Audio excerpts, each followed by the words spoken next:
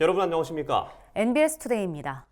국회 농해수위는 최근 전체 회의를 열고 폭설 피해 농가를 위한 구제 대책과 쌀값 안정화 방안을 정부에 중점적으로 질의했습니다.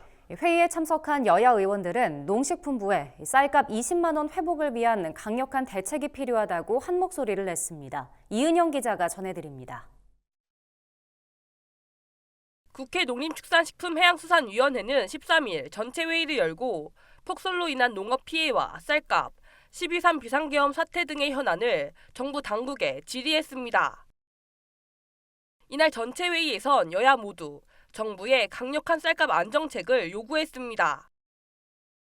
박덕흠 국민의힘 의원은 80kg 기준 쌀값 20만 원 달성이 요원한 현 상황을 지적하며 정부가 야당의 양곡관리법 개정안을 반대만 할 것이 아니라 절충안을 내놔야 한다고 말했습니다.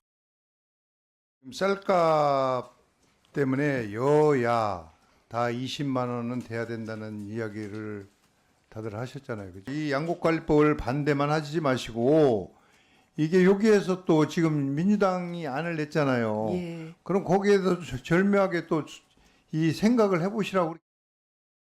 11월 폭설로 피해를 본 농가를 구제할 방안을 묻는 발언도 이어졌습니다. 이모선 더불어민주당 의원은 폭설로 화훼 농가는 억대의 피해를 봤지만 화훼는 보험 상품이 없다고 지적했습니다. 폭설로 인해서 난방시설이 무너졌거든요. 그런데 그 안에 자식같이 키운 2년, 3년 키운 화분들이 모든 하우스의 억대 이상입니다. 보험 가입 품목이 아닙니다. 네. 화훼는 화분이라서. 아직도 예. 보험 상품이 개발되어 있지 않습니다.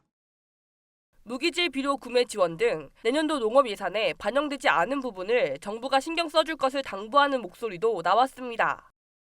현재 우리 농민들한테 꼭 필요한 예산인데 이번에 반영되지 않았던 예산에 대해서 한번 챙겨보셨습니까? 무기질 비료 예, 같은 무기질 경우라든지 비료. 네. 농사용 전기 같은 경우에는 예. 바로 농민들한테 또 면세 여기도 마찬가지로 제가 지적한 이 사항들은 바로 농민들한테 바로바로 지금 영향을 주고 있는 사항이잖아요. 네. 이날 전체 회의에선 12.3 비상계엄 사태에 대한 질의도 중점적으로 이뤄졌습니다. 야당은 송민영 농림축산식품부 장관과 강도영 해양수산부 장관이 이번 사태에서 국무위원의 의무를 다하지 않았다고 지적했습니다. 이원택 민주당 의원은 송민영 장관에게 비상계엄이 헌법에서 정한 목적을 벗어나면 국무위원이 이를 거부하거나 시정을 요구해야 하지만 이런 책임을 다하지 않았다고 질책했습니다. MBS 이은영입니다.